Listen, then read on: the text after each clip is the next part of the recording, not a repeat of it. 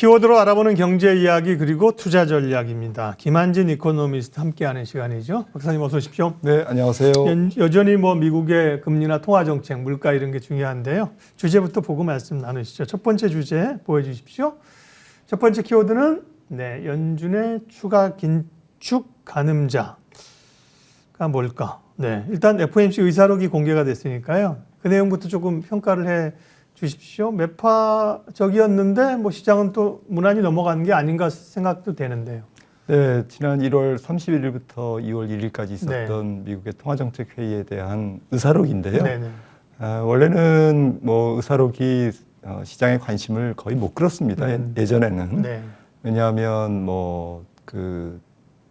예전에는 오히려 관심을 조금 끌었죠. 근데 최근에 와서 관심을 못 끈 이유가 파월 의장이 어쨌든 정책 회의 한 다음에 설명을 다 얘기해 주니까. 한 시간씩이나 설명을 하지 않습니까? 그리고 또 지난 FOMC이기 때문에 사실 신선도가 떨어진다고 할까요?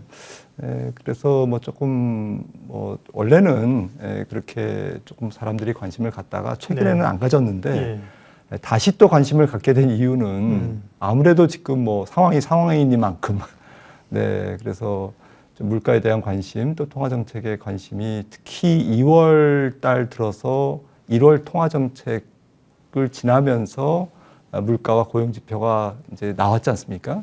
그 다음부터 뭔가 이렇게 기류가 바뀌었죠.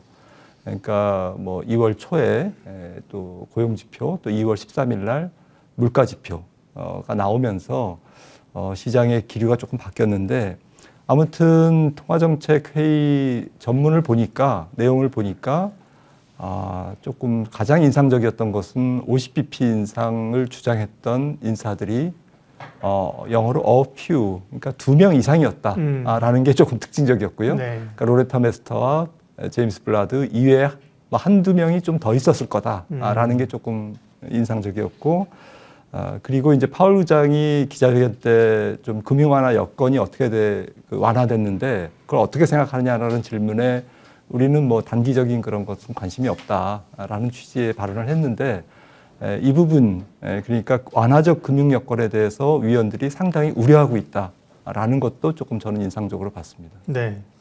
이번 주 남은 아까 이제 제목에 연준의 추가 긴축의 가늠자가 될 만한 게 물가 지표, 그다음에 연준이 주요 지표로 삼는다는 PCE 물가가 이제 발표되지 않습니까? 내일 발표되는 거죠. 전망은 어떻습니까? 그 전년 동월 대비로는 조금 낮아질 것으로 컨센서스가 형성이 돼 있는데 낮아지더라도 전월비로는 살짝 높아지거나 비슷하거나 이렇게 전망을 하고 있습니다.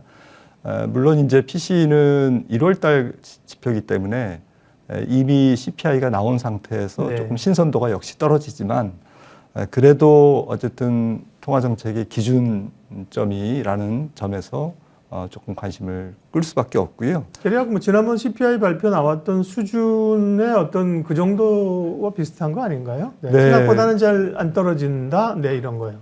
그런 정도일 것 같습니다. 거의 비슷하지만 생각보다는 안 떨어진다.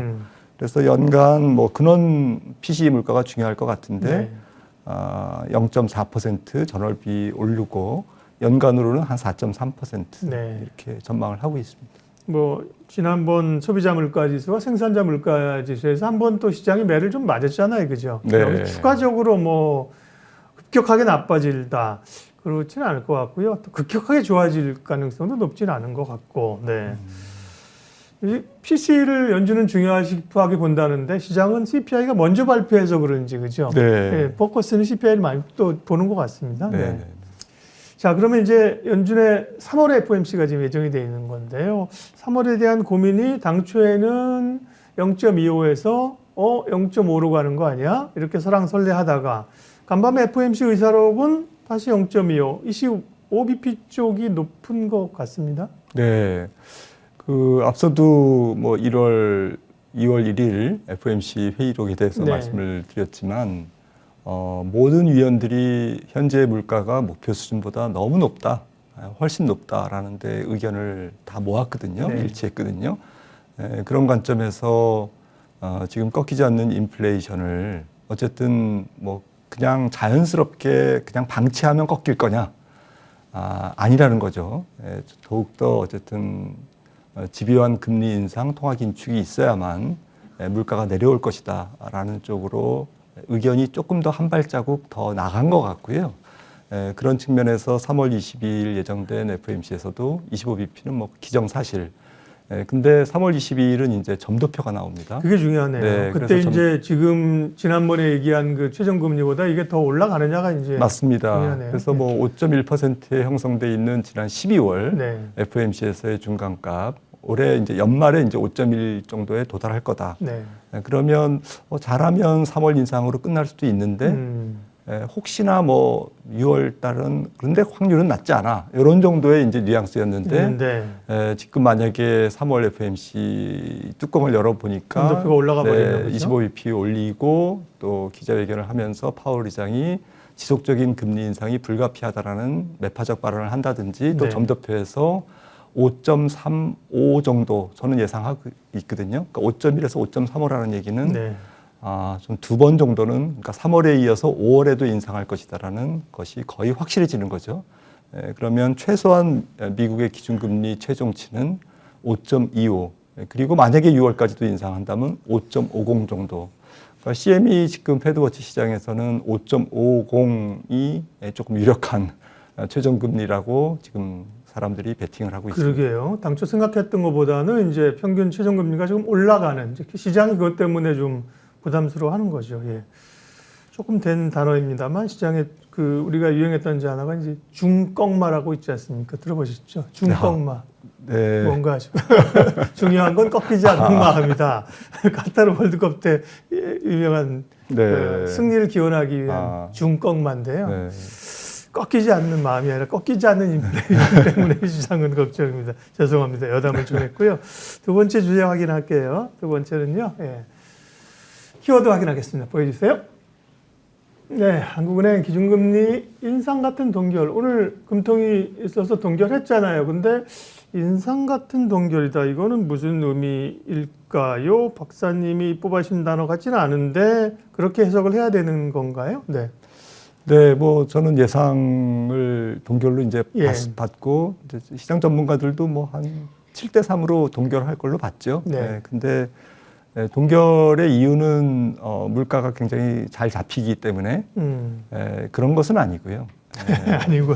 네, 제 생각에는 가장 중요한 것은 경기 우려 경기 우려와 두 번째는 FOMC. FOMC가 일단 3월 22일 날 예정돼 있기 때문에 3월 22일 날 뭐 50bp 인상도 전혀 불가능한 시나리오는 아니잖아요. 그러니까 이제 3월 FOMC를 보고 올리더라도 보고 한번 올리면 우리나라는 이제 3월에 FOMC가 금통위가 없기 때문에 4월 13일 금통위 때 25bp를 올릴 가능성이 굉장히 높다라는 뉘앙스를 열어놓은 금통위였다 이렇게 해석을 해서 아마 제목을 인상 같은 동결 그렇게 뽑으신 것 같습니다. 3.5인데요. 그 말씀하신 것처럼 이제 이번에 올렸다가 미국이 또 올려버리면 또 쫓아가야 되니까 부담스럽기 때문에 한번 보고 가겠다는 얘기인데 지금 연 3.50%지 않습니까? 맞습니다. 그러면 지금 시점에서 판단하는 한국은행의 그 최종 기준금리 수준은 어느 정도인가요? 저는 4.0으로 보고 있고요. 그러니까 4월 13일 날 한번 베이비 스텝 올리고 5월 달 쉬고 7월 달에 25bp를 한 번 더 올릴 가능성. 이 두 번 정도 올릴 가능성을 조금 더 높게 보고 있고요. 그러면 이제 최종 금리가 4.0이 되는데 그 전제 조건은 미국의 어쨌든 FOMC 연준의 통화 정책이 6월까지 5.50%의 최종 금리에 도달한다라는 전제 하에서죠. 그러니까 5.50을 가는데 4% 미만으로 두기에는 지금 글로벌 달러도 조금 살짝 좀 오락가락 하지 않습니까? 살짝 강보합 정도가 저는 이어질 것이라고 보기 때문에 전체적으로 올해가 경기 둔화기고 전 세계적으로 위험자산에 대한 수요가 완전히 위험자산 쪽으로 쏠려서 안전통화에 대한 수요가 주는 그런 해는 아니라고 생각을 하기 때문에 한국은행에서도 어쨌든 우리나라 고유의 무역수지 적자 요인도 있고 글로벌 달러의 강보합 요인도 있기 때문에 150bp 이상의 한미 금리 기준 금리 차를 벌어지도록 유지하는 것은 아무래도 불안할 것이다라는 생각으로 경기 침체에도 불구하고 경기가 안 좋음에도 불구하고 계속 올려야 되는 이제 그런 어려운 과정이 있는 것으로 지금 판단이 됩니다. 당초에는 미국 연준도 평균적으로 아까 말씀하신 5.1, 뭐 5.2, 그다음에 우리 한은도 한 3.5 정도가 금리에 상당히 되지 않을까 생각했었는데 전체적으로 레벨이 조금 올라가는 상황입니다. 네, 세 번째 키워드 보겠습니다. 그래서 어쨌든 시장 얘기일 겁니다. 이런 긴축이나 우려들을 가지고 주가는 변동성이 좀 더 커지고 흔들리고 있는데요. 먼저 그 전에 환율이 지금 1,300원을 넘었습니다. 어제. 지금 환율 한번 보이실래요? 1,299.9. 네. 어쨌든 1,300원을 넘어선 상황인데 단기적으로 조금 부담들을 갖는 것 같습니다. 환율 전망은 어떻게 하세요? 네, 작년처럼 뭐 글로벌 킹 달러가 지속되면서 재현되면서 원 달러가 다시 또 1,400원까지 갈 가능성은 저는 거의 없다고 생각을 하고 있고요. 네. 뭐 레인지는 뭐 1,200원대에서 1,200원 초반에서 1,300원대 초반 정도에 한 100원 정도의 조금 넓은 레인지에서 계속 좀 등락하지 않을까 이렇게 생각을 합니다. 네. 1,250원 이하로 좀 상반기 중에 잘 안 떨어지는 이유는 앞서 말씀드렸듯이 글로벌 달러가 조금 시원스럽게 약세 쪽으로 방향을 틀지 못하고 있는 부분이 가장 큰 것 같고요. 또 상반기까지는 우리나라 무역 수지와 경상 수지가 조금 안 좋을 것 같습니다. 하반기에는 이제 반도체도 조금 상반기보다는 또 작년보다는 회복이 되고 중국 경제도 일단 조금 더 온풍이 불면서 무역 수지 적자 폭이 좀 줄거나 흑자가 날 것 같거든요. 그런 측면에서 상반기에는 조금 원화가 약세 쪽에서 1,300원 가까운 레인지에서 움직이다가 하반기에는 1,200원 가까운 레인지에서 움직일 거다라고 생각을 합니다. 시장 전략은 김한진 박사님의 투자 인사이트를 들으면서 함께 좀 여쭤보겠습니다. 김한진 박사가 주시는 투자자를 위한 투자 인사이트 준비되어 있죠? 화면 한번 보여주십시오. 예, 오늘은요. 계란을 한 바구니에 담아라. 한 바구니에 담지 말라는 게 기본적인 포트폴리오의 전략인데요. 계란을 한 바구니에 담아라. 예. 왜 이러세요? 네. 오히려 분산 투자가 이제 뭐 어쨌든 뭐 거액 자산가라든지 또 뭐 기관 투자가는 당연히 이제 포트폴리오를 분산해야죠.